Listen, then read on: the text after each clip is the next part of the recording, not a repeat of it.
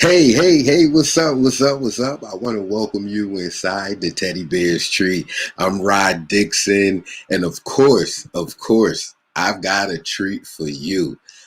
All the way from the UK Facebook world, I have a good friend of mine, I could say now, because we've been communicating a little bit back and forth, and his single is very, very good. It's called Chasing Nostalgia, and his name is Cristen Jermane, and he is a part of Renegade Soul Records.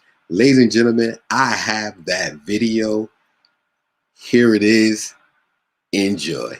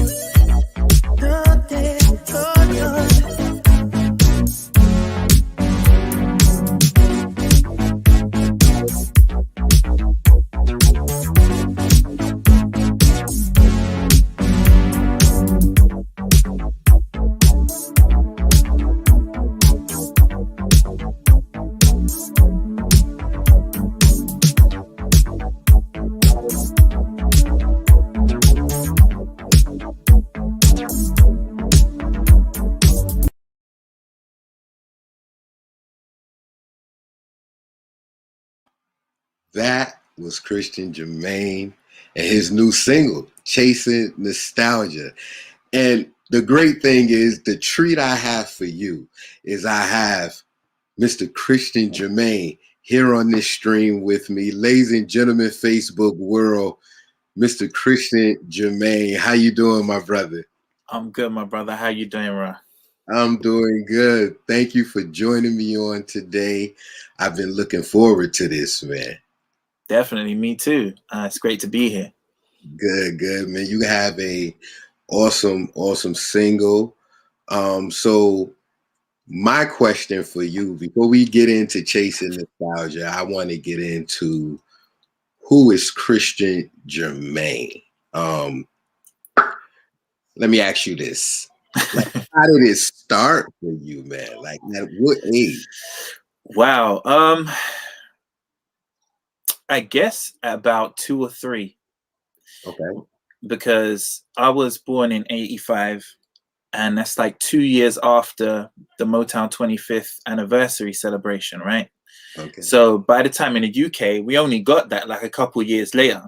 Like, so at that time, that was hot. That was like the thing my dad and my uncle would play all the time on VHS video. So I was growing up not with all contemporary 80s music, but with my dad's Jamaican. So he had an amazing vinyl collection of soul and reggae. Okay. So I grew up with that. That was normative to me. And then also Motown 25, like that was the standard. We didn't hear anything beneath that in my house. So, and whenever Michael Jackson would come on, I'd be there trying to do the moves and stuff, and my dad would be like, "I'll bet you can't do that move or whatever," and I'll be like, "Yes, I can," kind of. So basically, growing up, I just, that Motown 25 was the vision, man. Smokey Robinson, Marvin Gaye, Supremes, Temptations, Four Tops. That to me was music, and it still is. To be honest, all right. So okay. Where did you grow up? We know UK, but let's shout your schools out. What schools did you attend? So I basically have lived in a part of North London called Edmonton for all my life. I went to St. John and St. James Primary School and Enfield Grammar Secondary School and University of Westminster. Okay. And did you do any performances while you were in school?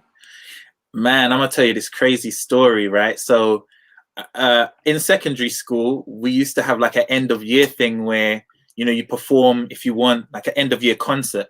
And there was one time that we were doing a performance, and I said, let's see if I can get my teachers involved.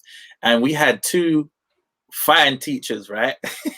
And we managed to get two of the teachers to be our backup dancers, and we sung Cisco's Thong Song. I don't know how that happened, but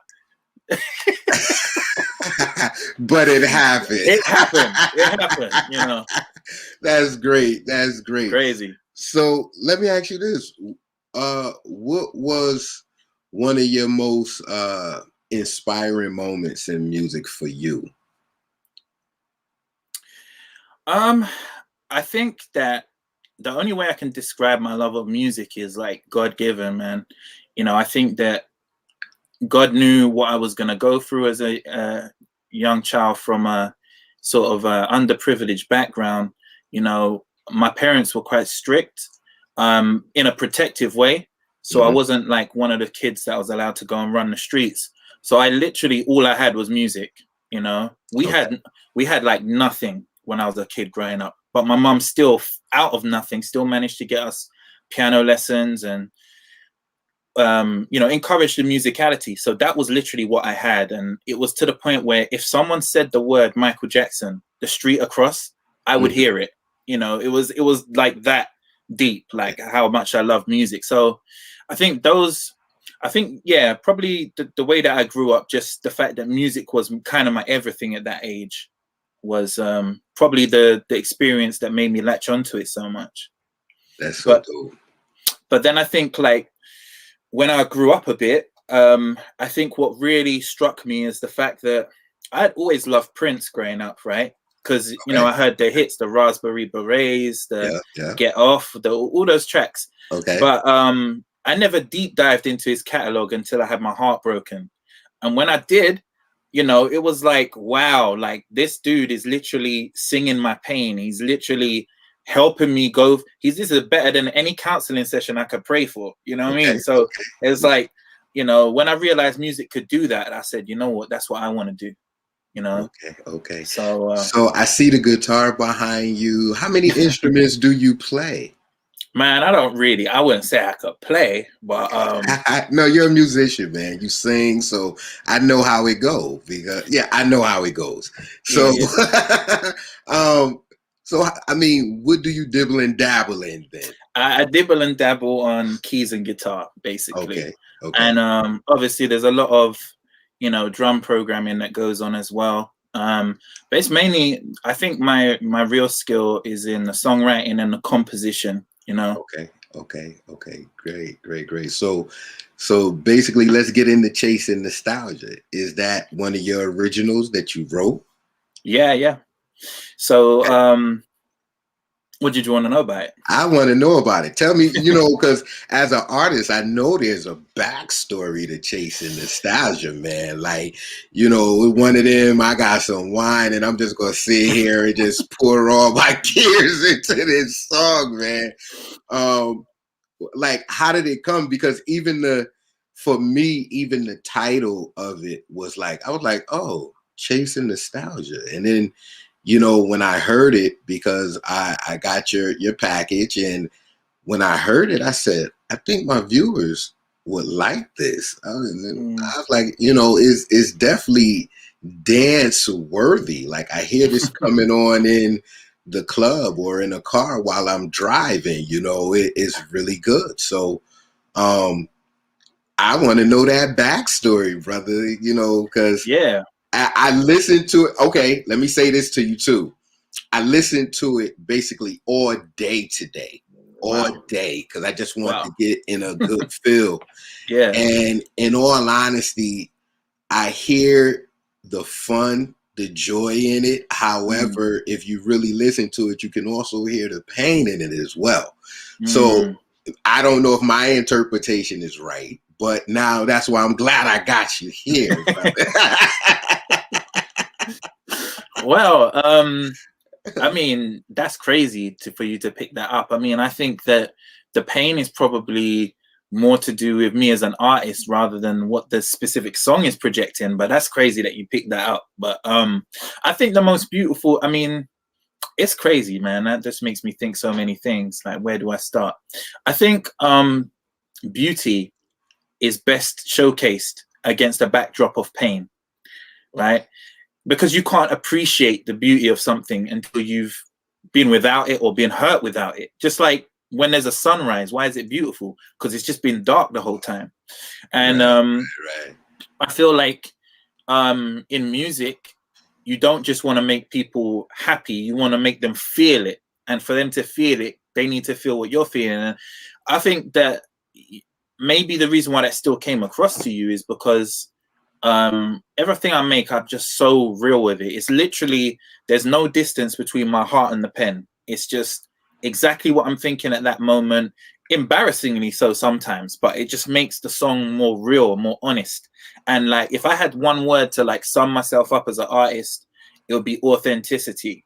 And I think that that's something that, you know, I'm sure a lot of people agree. I mean, I love some new music, but I look back at the history of you know, black music in particular, and I'm like, yeah, I'm feeling the 60s, yeah, I'm feeling the 70s, yeah, I'm feeling the 80s, yeah, I'm feeling the 90s, I'm kind of feeling the 00s, and then now I'm like, you know, so it's like, you know, it's like I said, there's some amazing artists out there right now, but I just really have this thing inside me where I want to be like, for me, music is part of my history.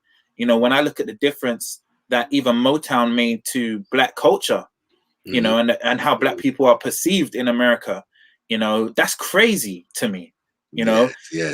being a Jamaican as well, I look at Kool Herc and basically co-creating hip hop. And I'm like, man, we've got some real power to change this world. But you know how it goes, and you know, like you look at a lot of hip hop and R&B and stuff now, and it doesn't have the same, you know, inspiring messages that it used to have. And I'm not saying every song don't need to be happy, every song don't need to be, you know, necessarily a jump up and clap and, you know, happy song, but I just love the art of guys like Stevie Wonder. You know, it's art. It's art. You know, like I remember I used to listen to certain songs by Stevie. I'd be like, I don't like that. And then years later, I'll be like, oh, he went there. Like, you know, there's texture to this. There's layers to this.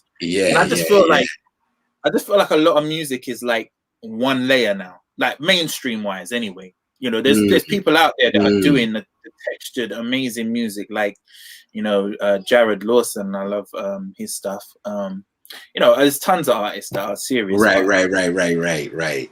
So I'm gonna go there and I'm gonna ask the question on a mainstream level. If you could open for any artist, who would it be? On a mainstream level, Yeah. I think probably Miguel. Okay. Miguel. And funny enough, maybe Mariah Carey. I like Mariah Carey. You know, she still got it. Okay. That's about it. That's about it. All right. I mean, don't get me wrong. Like, I love a lot of like pop music that's out at the moment, but it's just not necessarily my I don't know, my lane. Like, look at the way hip hop has changed. I think I'm with you. We're head to head on it. Yeah. I mean, like the other thing to throw into the mix is that I do actually spit as well, and I have this whole other persona that is just sheerly hip hop, right? Okay. So part of making Chasing Nostalgia was making a conscious decision to say, like, you know, like reading books and trying to find my niche and all of those kind of things. And you know, there was something, I can't remember where it was, but it said, like, remember the most joy you ever felt. You know, and I just remember being like, say, maybe 4 or 5 years old, and it was summer holidays, and I turn on the radio and I'm hearing all this electro synth funk on the radio, back to back smash hits. You know, there was a time when you could turn on the radio and hear Aretha Franklin, Michael Jackson, Whitney Houston, Prince, all of them at once. Right. There was a time where that happened. Right. You know, so I just kind of look back to that and I'm just like, yeah, that brings me a lot of joy. So, you know, it's kind of like similar to, like, I feel like Bruno Mars is kind of doing a similar thing where he's taking elements of, you know, the good heritage of music that we have and just reinterpreting it for now. And I think he's actually one of the best singers in the game. You know, that's someone else I'd love to open up for. Oh, but yeah, vocally he's a monster. Amazing. Yes. He's a monster. But yes. But you know, I feel like I've got a different message, you know, and you know, being someone that's raised in church, having the kind of background that I've had, and always having to overcome. And what I think is interesting for your American viewers to understand is that in the UK we haven't had our Motown, right? It's however many years later, and we still haven't had our Motown. So a lot of the black music that comes out from the UK is still very much governed by Not Us, you know, which is slightly changing now, but it's still a case. I feel that, you know, if you're black, you got to make this sound, and if you don't, then oh well, you know. So it's like, I think it's about fighting that as well, because you know what, like I said, I do have my hip hop music. There's nothing wrong with hip hop. I think hip hop is an amazing tool, you know, to convey messages, which is what, you know, black music has always been about, from the songs sung in plantations all the way through to the blues to R&B. Right. You know, we're trying to get a message across. You know what I'm saying? Right. Exactly. Okay.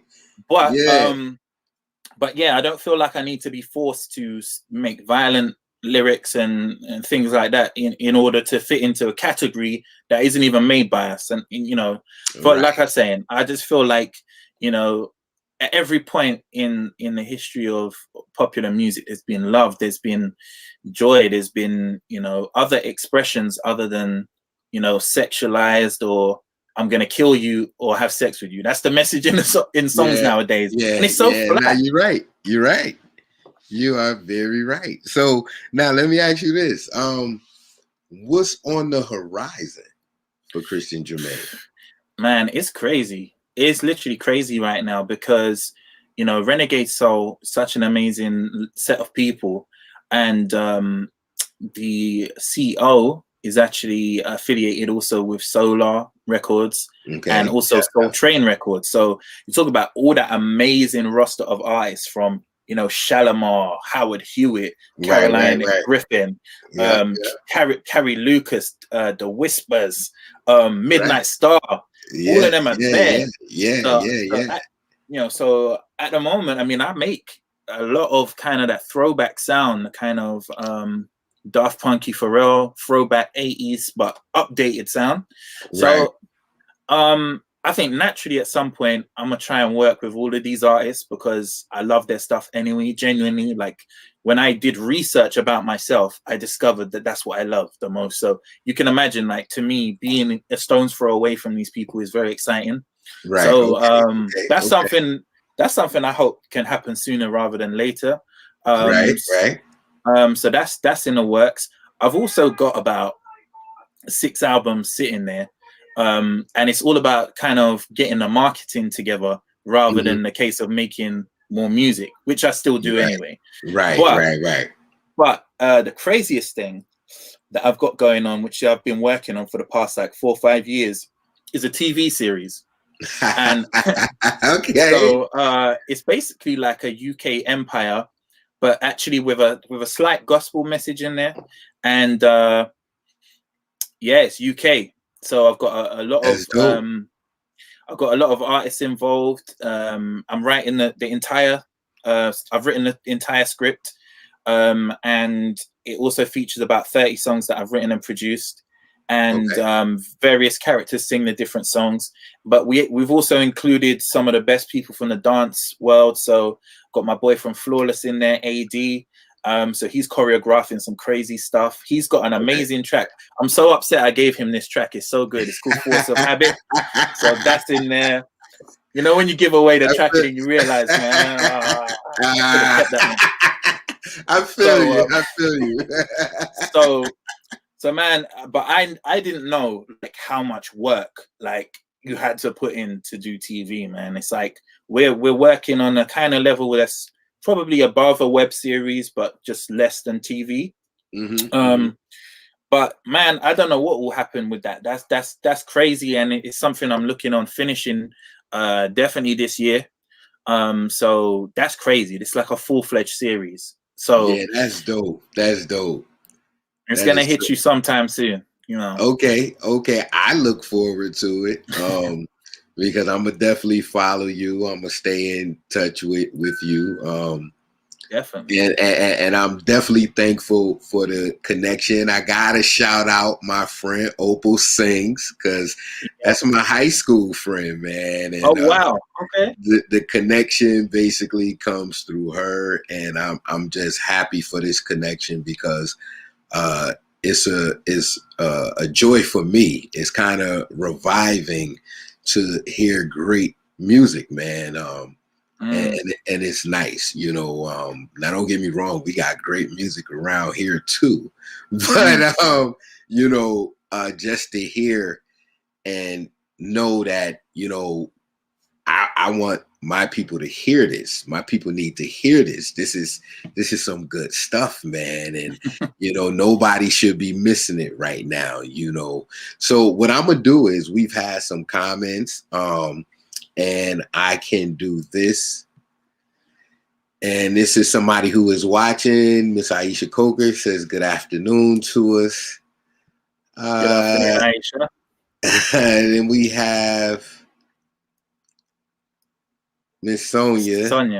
Yeah, hey, I think she up, was Sonia? like, I think she was tagging somebody on that one. Let's see. Once again, Aisha Coker, she says song is nice. Thank you very much. Glad you enjoyed it. And let's see. Oh, there we go. Joy. Yeah, I got to write down that quote. No distance between the heart and the pen, right? So, Cristen Jermane, I definitely want to thank you for joining me here inside the Teddy Bear's Treat. You know, thank you for giving me your time, because for those in the U.S. who might not be aware, you know, it's like almost 9 o'clock in the UK, close to 9, almost 8:30 rather. Yeah. And so for him to take this time to do this with me, Mr. Cristen Jermane, this is definitely an honor. And I know there's some people who are probably just coming on and just tuning in. So what I'm going to do is I'm going to run Chasing Nostalgia again so that they can see it as well. Cool. Even though they can go back once the live is done, they can go back to the beginning and see it as well. But we're going to make sure those who just coming in, they get a chance to see it as well. Is there anybody you want to shout out before we get out of here? I want to shout out Renegade Soul Records, Jesse, Sonia, and Joy Powell. And I want to shout out all of the cast of Gifted that I'm working with at the moment. So Letizia Mateo. I want to shout out my director, Raki Rauco, Amber Horrigan, AD, Isabella Johnson Ewers, everyone that's involved in that. Good things to come this year for sure. That's what's up. Ladies and gentlemen, once again, this is Mr. Cristen Jermane. Also, real quick, before I close this out, where can they get Chasing Nostalgia? Literally everywhere. One thing I would say is I've just started a YouTube. It's a few videos on there. You get to see a few different things I do. So that's just YouTube/Cristen Jermane. Same with my Facebook, same with Instagram. Follow, support, and let's talk, All right, that's what's up. So once again, ladies and gentlemen, I want to thank Mr. Cristen Jermane for being here. And without further ado, here is his new single, Chasing Nostalgia.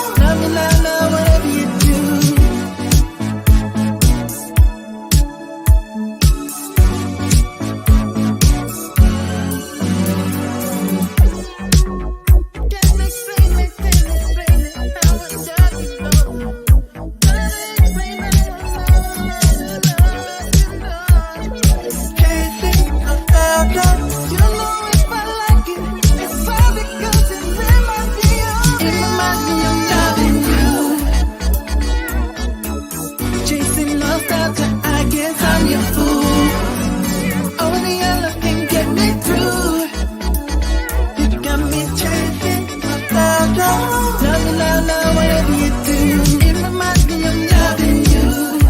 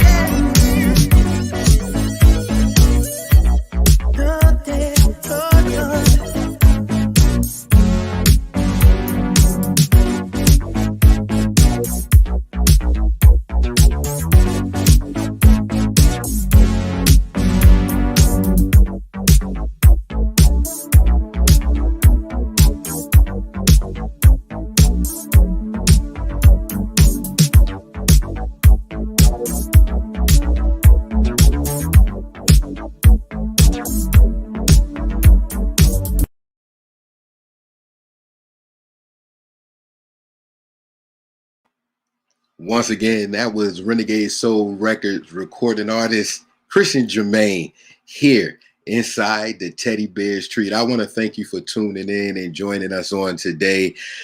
It's always a pleasure being in your company. Once again, I'm Rasheem D. Dixon saying, I love each and every one of you. Be great at everything you do. Peace out.